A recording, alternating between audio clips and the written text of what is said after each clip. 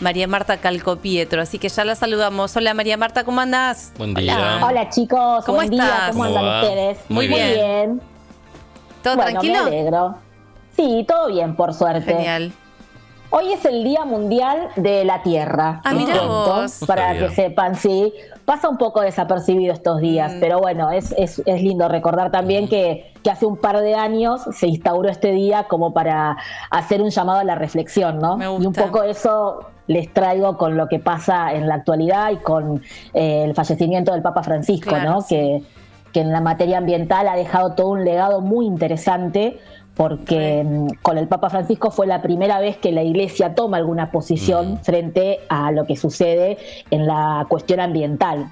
Totalmente. Que en realidad, claro, que en realidad si uno lo piensa, seguramente todos deben haber tenido opiniones sobre el cuidado del planeta, sobre la madre tierra, pero el Papa Francisco lo que hace es hacerlo público, ¿no? Y dejar un antecedente sobre algunas cuestiones que para nosotros por ahí, que tenemos una visión más relacionada con la tierra y con el cuidado, nos puede pasar un poco más desapercibido, pero para muchas personas que no tenían esa visión, realmente atraviesa lo que el Papa plantea, porque lo empieza a plantear en el 2015. Y él habla al tema. de cuidar la casa común, ¿verdad? Claro, bueno, él es el que instaura esa frase, ¿no? La casa común, el que habla de eso, el que habla de extractivismo, por ejemplo, el que habla de los pueblos originarios, el que habla de cuidar la tierra, y es él el que logra con la encíclica, que es Laudato Si, en el 2015, escribe esa carta, es donde hace un llamado él a los representantes del mundo para que pongamos atención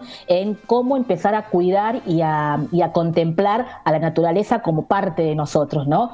Y ese antecedente de Laudato Si es justamente lo que después, de alguna manera, abre camino a que se firme el Acuerdo de París en 2015, ¿no? Es como el antecedente, que una figura tan importante como el Papa Francisco haya escrito esa carta, haya ahí dejado ciertos puntos para tener en cuenta y para llamar justamente a que la gente se levante en favor de cuidar el planeta, es lo que después también de alguna manera como que se fueron dando todas las cosas en ese momento, ¿no? En las conferencias de las partes, en donde los representantes de los países empiezan justamente a hablar y la llamada del Papa, ¿no? Con esa presentación hizo también que entre todos quieran, digamos, firmar ese Acuerdo de París, que después el acuerdo tuvo otras situaciones, ¿no?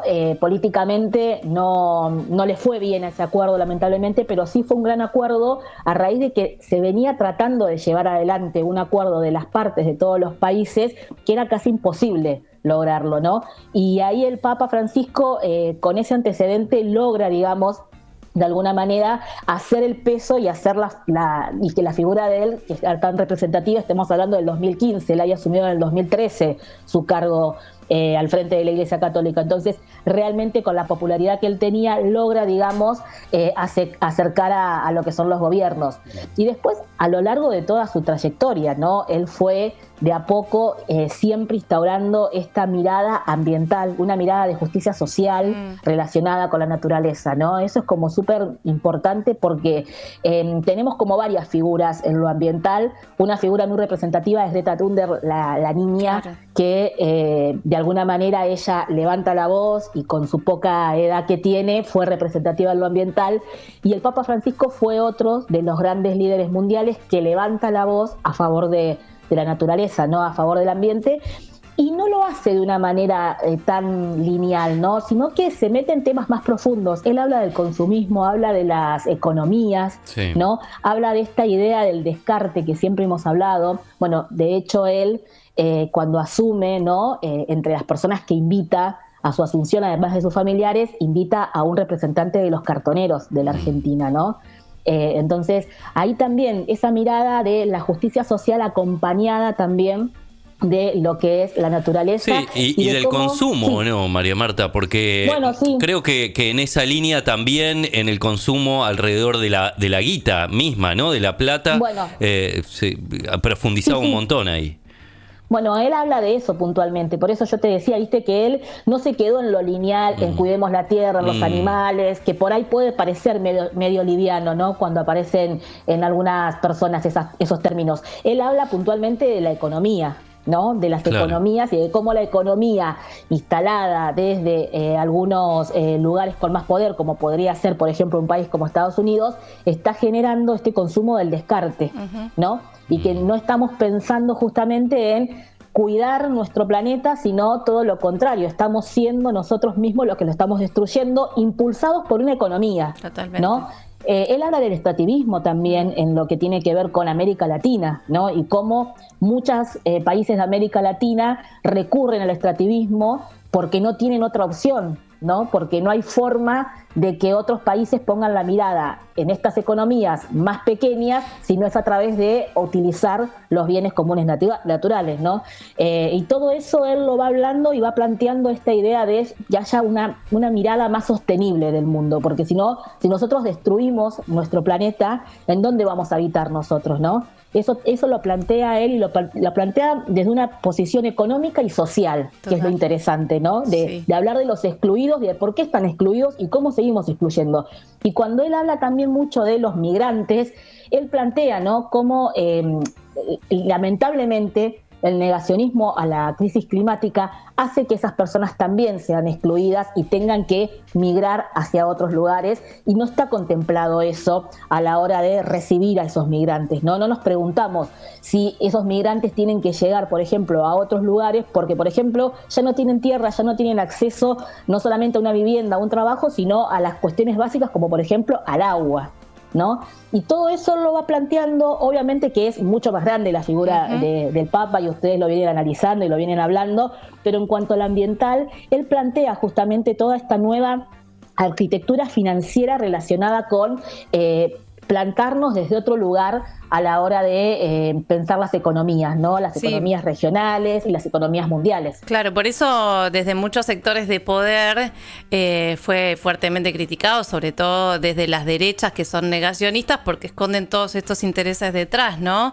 Un capitalismo que descarta no solamente que afecta al ambiente, al planeta, sino también que descarta a aquellas personas que considera que no son necesarias, ¿no?